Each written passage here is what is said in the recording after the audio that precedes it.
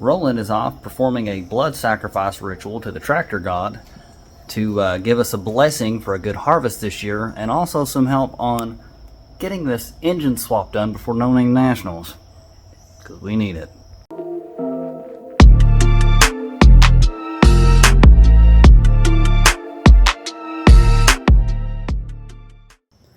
Good morning, TRP fans. It is day 73, and I apologize ahead of time. We did not record pulling the 12 valve out of the 92. It was a unspeakable event, a lot of cursing, and there was casualties. Poor thing. But the 12 valve is out, and I am currently leapfrogging between changing the exhaust valve springs and the valve stem seals and the valve cover gaskets, and also removing the transmission cooler. I've already got the coolant temp sensor in and the adapter and everything, and I am just now finishing up the oil pressure sensor with its adapter, and just a few more final touches, removing the old mechanical lift pump, and I believe that's actually it for now. But I still have 5 more cylinders to go on the exhaust valve springs, the valve stem seals, and the valve covers, and we'll see where that takes us from there. I've also already got the old insulation removed. Still got to change the throwout bearing and swap in the new heavy-duty hydraulics for the clutch system, and I got to modify the downpipe.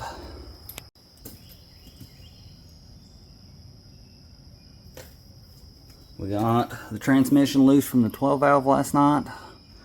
We only had to do some unspeakable things like attempt to bust the bell housing because we couldn't get bolts, and the engine and transmission were both hemmed up in between the body and this cross member. I only cried for 30 minutes last night, so I feel like we're doing good, making good progress. Alrighty, and we now have the mechanical fuel pump block-off plate on.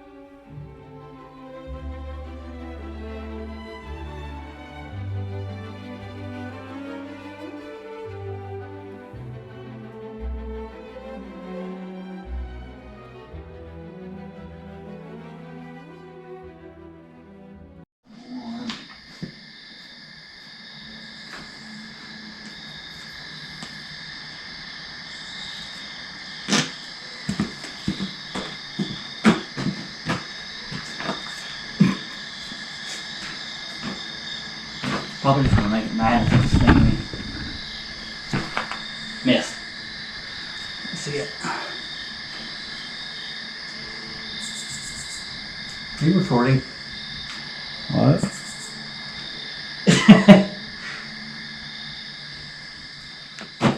I fended it off. It has been warded off. The dragon has been slain. Alright, hold on to your pickles. Pickles!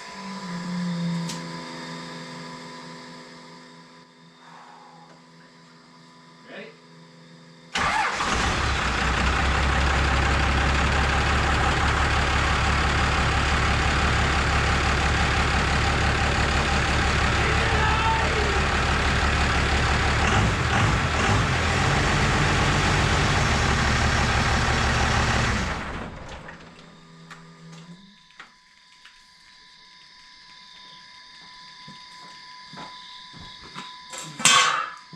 Well, the power steering system is definitely not happy right now. Power steering system is definitely not happy. Why? Because we let it run for a minute. Yeah. And thus it aerated it because the pump just starts sucking in foam or sucking in air. Oh! I don't know if I showed the computer. I'm pretty sure I showed the computer plate, the bracket to mount the computer. Mm-hmm. It turns out that the computer was taller than anticipated because I made the bracket on the passenger side. Yeah. Which there was no obstructions.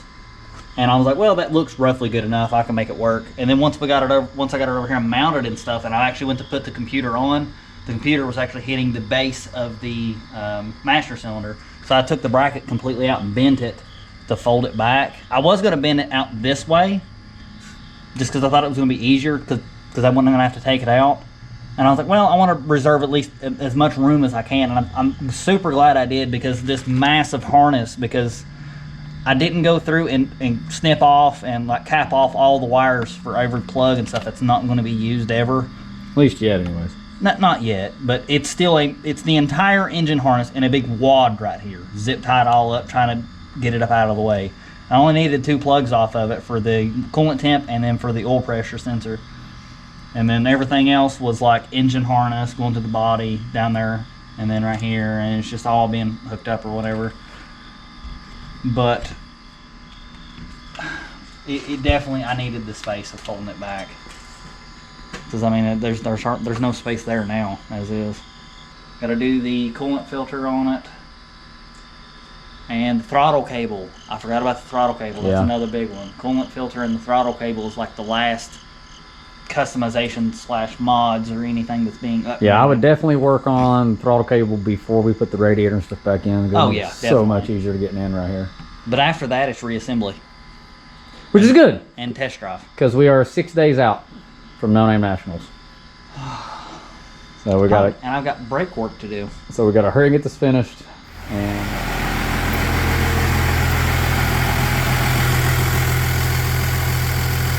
So what are we doing, Don? Catchy shit.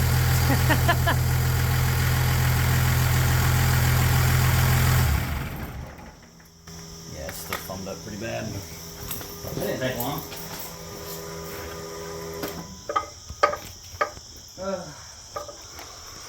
all right, tell the viewers what's going on though. I hate it. Anyways.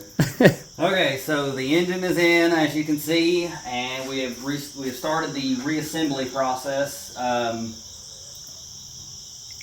Pretty much now it's I'm trying to get all the air out of the hydro boost and the power steering system. I've got the air compressor mounted, the turbos on, exhaust is actually done now, coolant filter's on.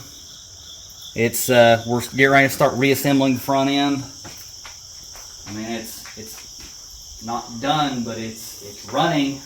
We can move the truck now. That's a big step. Yeah, man, she's alive and she's under her own power. She's just got some cosmetics to deal with and a little bit of TLC on the brakes. We've also got some new tires to put on her. We got the new hitch installed. Did you already get a video of the hitch? Did not. Let's go look at the hitch.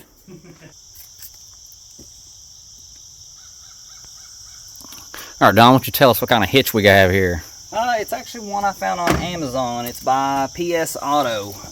We can actually put a link to that in the description too. I got this one on sale for 133 bucks, which is way cheaper than most. I was a little concerned about what I was getting for what I paid for it, but it's rated for 20,000 pounds and it has all kinds of like DOT and US certifications and stuff. So I was like, well, that's at least a little better than some of the Chinese knockoffs I was looking at. And a lot of the quality, like really good quality ones, name brand ones, are like over $400. So I'm like, you know, am I getting anything worth count? And once it came in, it's actually a lot more solid than I assumed it was going to be. Of course, any adjustable hitch will have play in them and stuff, which the adjustable part really don't have that much in it. It's mainly right here, and that's about any hitch that has that kind of play. So, but I ain't worried about it rattling and stuff, because if it's not loaded down, then it's coming out of it. Yeah. So, but hopefully it does the job. It'll be nice not having to try to measure it out and find exactly what draw height I need and stuff like that to get the trailer perfectly level. Just pull pins on it and adjust it. If I need to pull somebody else's trailer or something like that, I can pull this out and flip it, adjust it. So I'm super happy to have that now.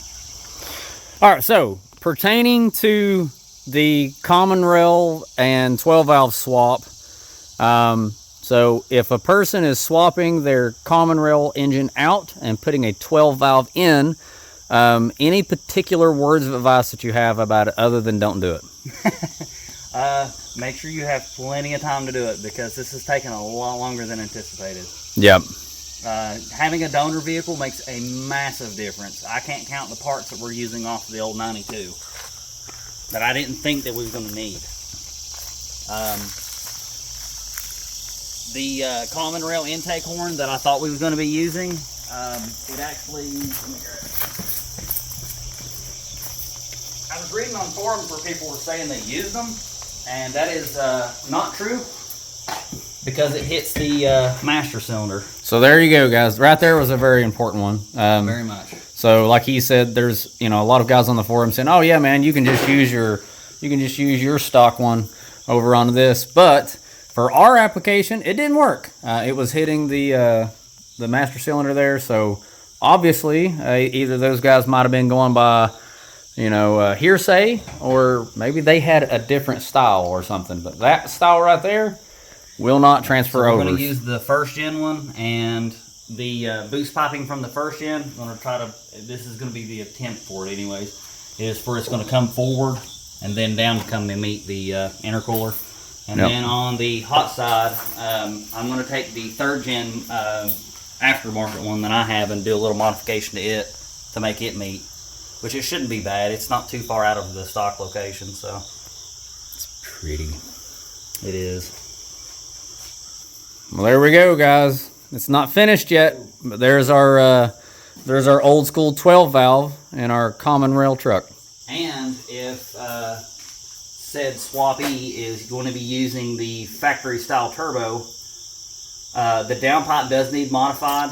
I had to cut it and extend it by about, I would say, roughly 6 to 8 inches. I can't really remember now.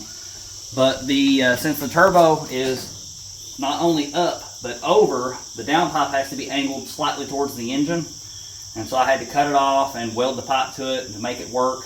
Not the best, but it'll do for now. Also, if you're going to run an exhaust brake like I am, your your AC lines have to be bent out of the way quite a bit.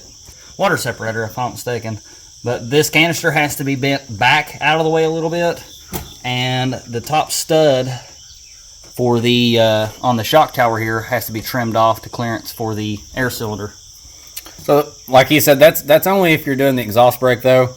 So, like, if you're not doing an exhaust brake, then a lot of that mods, Well, they have remote mount exhaust brakes that that fit just underneath the on the end of the downpipe, and that would be easily the way to go, because you could swap turbos or anything like that. I had a little too much faith in the old common rail and assumed it was going to be okay and actually last a while, and so I bought a factory style like bolt-in exhaust brake that goes off the backside of the turbine housing and replaced the cast elbow. and that was a mistake. I mean, it worked. I've got it to where it's working now. It's all fitting, but it would have been a lot easier to have that exhaust brake on the end of the downpipe. And that also would have left me options to swap out the turbo later on if I wanted to go with a different setup, like a compounds or anything like that.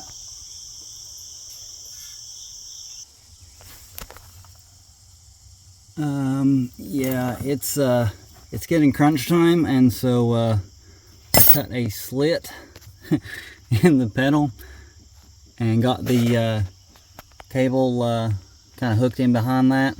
Probably going to dab some glue on it just to make sure it don't come loose. A insulated clamp, rubber insulated, to help hold on to the cable here. Got the cable looped around. Again, not ideal. Oh. But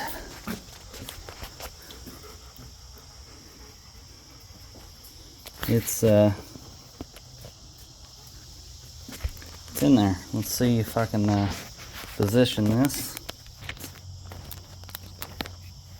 Excuse the terrible camera angle, but check this out.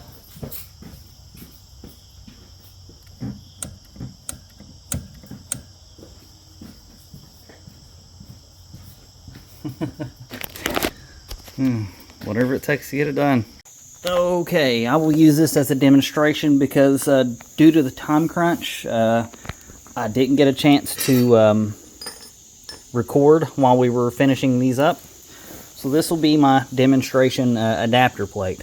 Although the dimensions are very much off, it'll suffice for now. So what we did was we took the old engine mounts from the engine off, laid it down.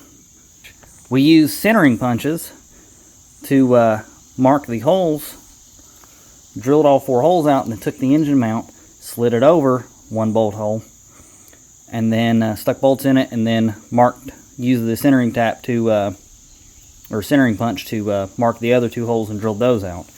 But there is one thing that's a difference though, is for, let's just say, the driver's side of the engine. It's kind of hard to see, but the bolt holes for the engine mount are up here. And on the common rail motor, they're back here. 1 bolt hole back. And so to make that work, what we did was we made an adapter plate to span the gap. So right here is the front 2 bolt holes on the 12 valve block. Right here's the back 2. And so on the 12 valve, you would just mount it there. But on the common rail, the back bolt holes of the engine mount are back here, and then what was the front bolt holes on the engine mount are now on the back bolt holes on the block. And so the plate has to span the gap and give you 2 new threaded holes back here where they're not on the block. And so these 2 holes will have just regular short bolts going into them, bolting the plate to the block. Your engine mount will be here. You'll have 2 bolts going through the engine mount, through the adapter plate, and then into the block. And then back here will be 2 short bolts going through the engine mount into the adapter plate itself. And so what we used was this M13 13mm drill bit, and drilled these 4 holes out. And that way the bolts would pass through them. And then back here, we had to use step bits to open these holes up bigger for grade 8 nuts to be welded in place to give us strong threads for the these back 2 bolts to go into. And so this is where the 12mm by 1.75 thread pitch tap comes into play. Is anytime you weld on anything with threads, you have to chase the threads afterwards, because sometimes they'll either get deformed or get some kind of weld splatter on them. And so we use this to clean the threads up. And right here is the end result. As you can see, there's the front 2 bolts. I ain't gonna light. There's the front 2 bolts. Up here, There's the center 2 bolts. They actually go into the front 2 bolts go into the block through the plate. Center bolts go through the block, through the engine mount, through the plate, and into the block. And then the back 2 bolts only go through the engine mount and into the plate. Now that is a 1/4 inch steel plate. So right here was one of the old 12 valve engine mounts that actually bolted to the block itself. And so the adapter plate needs to be, I mean, you can kind of roughly make it almost any size you want as long as there's clearance on that side of the block. We ran into some clearance issues with some oil pan bolts on the bottom and some other odds and ends around the corners and stuff. So we did have to do some trimming, but as you can see, anywhere roughly between 6 to 8 inches on height. Now, the bigger you make it, of course, the more trimming you'll have to do. And I would say roughly, I think we did mine about 16 inches long, and then just done trim work. Because it's easier to take material off than it is to add to it. As a better physical representation of what was going on, these bolt holes go into the block, or these bolts go into the block, holding this part of the plate, and then which relocates the engine mount back here. These bolts go through the engine mount, through the adapter plate, and then into the block. And then these bolts back here only go into the adapter plate itself because there's no bolt holes back here on the block. And another tip for whenever you're aligning the engine mounts, we had a time getting all the bolt holes to line up because the engine kept wanting to shift forward and off to the side. So what we done was we took a large ratchet strap, hooked it to the transfer case, and ran it back to the hitch, and used that to draw either one side or the other and draw it back. And if we drew it too far back, we would just loosen it up and pretty much just grab the engine and pull on it, and it would kind of shift it forward. And we ended up doing that to get all the bolt holes lined up, and it actually worked out really good. Okay, I apologize. We did not get some of the final recording of putting everything together. It's very much time crunched. So tomorrow morning we're leaving for No Name. We did not have time to do any recording. It was just absolute slam pack. Try to hurry and get everything done. So I'll try to kind of touch base on everything, on where everything's at now. So for starters, for the this is a 92 12 valve, what they call the first gen Cummins that is intercooled. So if it's if you're swapping in a P-pump Cummins, there's going to be differences in some of these things. I know for like the intake, the P-pump Cummins intake comes forward and then down. So from my understanding, the 3rd gen cold side piping for the turbo and everything coming out of the intercooler to the intake just about pretty well fits. That is not the case for the 1st gen that has a really short intake horn. I tried the 3rd gen horn and it actually hit the master cylinder, so that was a no-go. So I had to, unfortunately, kind of cobble stuff together between some custom piping I done on the 1st gen and some of the 3rd gen piping that was already there. So I used a 2.5 inch elbow, straight 2.5 inch stainless pipe, another elbow. There's an elbow down here that is a 2.5 inch elbow going into a 3 inch, so it steps it up. There's a very short section of 3 inch pipe that goes into another coupler to bring it further forward because it just didn't quite reach. I mean, we're just trying to make do with what we got for now. Goes into the intercooler, or well, exits. And the hot side, luckily for me, the only thing I had to do was cut about, I think, 4 inches off of it, maybe 5, and shorten it down. And it actually just coupled right in, which ironically the piece I cut off is actually what I used over there. Got lucky there. the AC compressor was squealing, so I ended up having to put a AC, what they call an AC bypass belt. All I did was look on O'Reilly's website and look up a intercooled 12 valve, the non-AC version, and literally the only thing that changes is the way the belt is routed and the fact that the belt's a little bit shorter. The tensioner doesn't have to be moved or anything. So we can post up a picture of the diagram of the differences between AC and non-AC. Right here is where the stud had to be trimmed to clear the actuator for the exhaust brake. This canister for the AC had to be shifted back a little bit. But all in all, it is all together. I've already test drove it. I drove it home last night and then drove it back down. So all in all, it's probably got about 5 or 6 hours of drive time in. And that's it. And then we're taking it to No Name in the morning. So yeah. Cross our fingers. Alright, here everything is. Just now fired it up. One problem that I'm having at the moment is the factory oil pressure gauge, which is more or less, from my understanding, just a dummy light. It literally just kind of an on-off switch with the oil pressure sending unit, so it doesn't give a true oil pressure reading. It's just kind of vague, and the coolant temp is supposed to be accurate.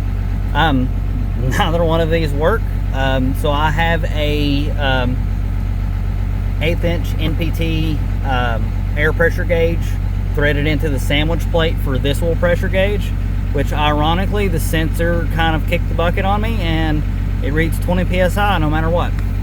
But we have confirmed that the engine is running healthy oil pressure, so we're good there. I don't have a coolant temp gauge, but I do have a infrared thermometer, and I've been checking it frequently, and the cold side of the radiator is always lukewarm at best. So the engine didn't run hot in the old truck with a crummy old brass radiator and everything else, and this truck has a fairly new, like easily 25% bigger aluminum radiator, so I highly doubt I'll have any kind of cooling issues. But yeah, I'm pushing up to about 20 pounds of boost with the Spring-Gate wastegate actuator. EGTs I haven't seen above around 900 so far, so everything looks good. I'm holding about 20 psi of fuel pressure.